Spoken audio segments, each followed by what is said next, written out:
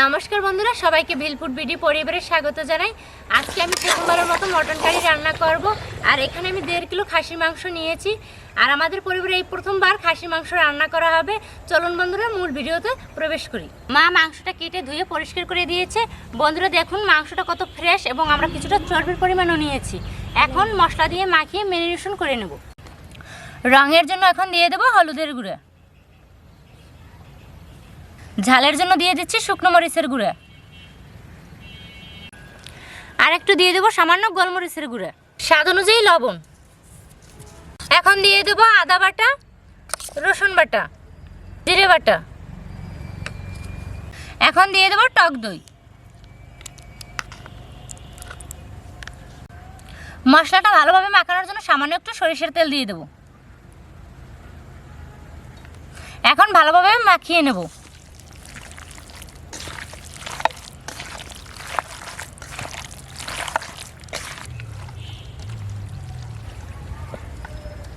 মাংসটা আমি ভালোভাবে মাখিয়ে নিয়েছি। এখন আমি 30 মিনিটের জন্য রেখে দেবো সুন্দরভাবে ম্যারিনেশন হওয়ার জন্য।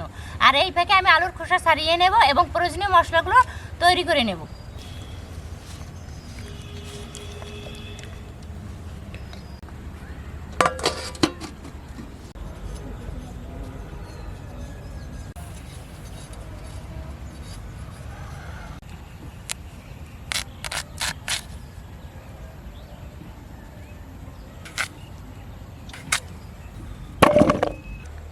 আজকের খাসির মাংসটা আমি মাটির চুলায় রান্না করব।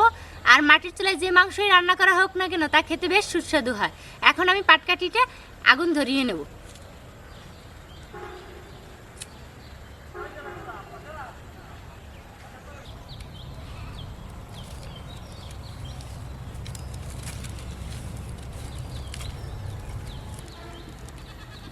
বন্ধুরা কড়াইটা গরম হয়ে গেছে, এখন সরিষার তেল দিয়ে দেব।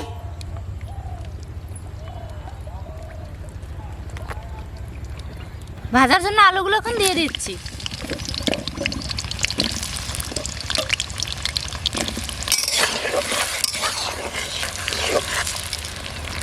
একটু লবণ দিয়ে দেবো। এর সাথে রঙের জন্য হলুদের গুঁড়া আর শুকনো মরিচের গুঁড়া।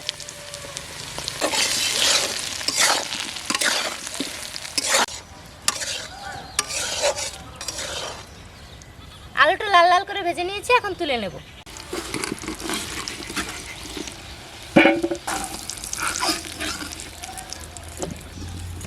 ফোড়নের জন্য দিয়ে দিচ্ছি গোটা তেজপাতা, শুকনো মরিচ, লবঙ্গ, গোটা জিরে, এলাচ, দারুচিনি।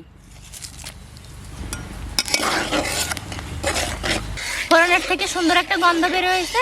এখন আমি দিয়ে দেবো কেটে রাখা পেঁয়াজ।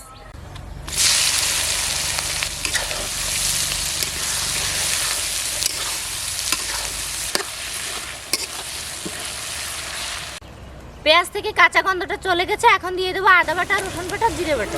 ম্যারিনেশনের সময় কিছুটা লবণ দিয়েছি আর বাকি লবণটা এখন দিয়ে দেবো।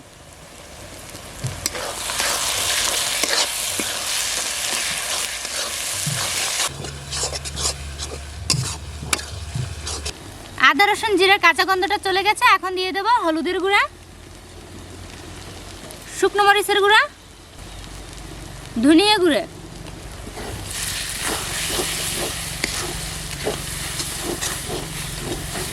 মশলা থেকে তেল ছেড়ে দিয়েছে। এখন দিয়ে দেবো ম্যারিনেট করা মাংস। এখন এর সাথে দিয়ে দেবো মশলা ধোয়া জলটা।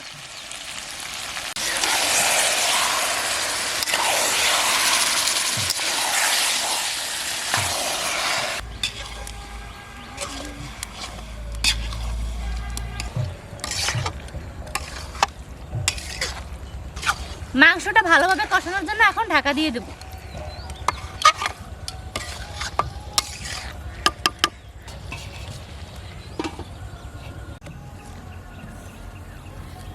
তুলে নেব। দেখুন বন্ধুরা মাংসের চর্বি থেকে কি সুন্দর তেল বের হয়েছে। এখন ভাজা আলুটা দিয়ে দেব।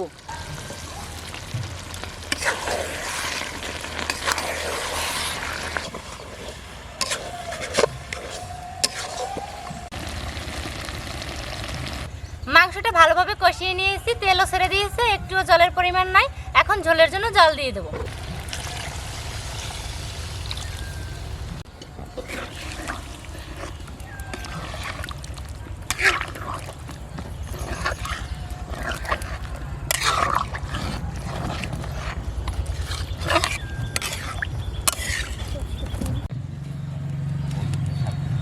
বন্ধুরা 40 থেকে 45 মিনিট এভাবে জাল করে নেব মাংসটা ভালোভাবে সিদ্ধ হওয়ার জন্য।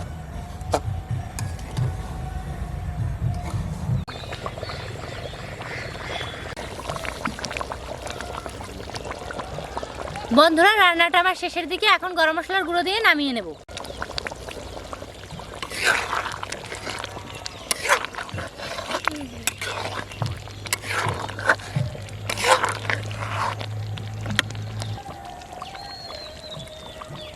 নামিয়ে নেব।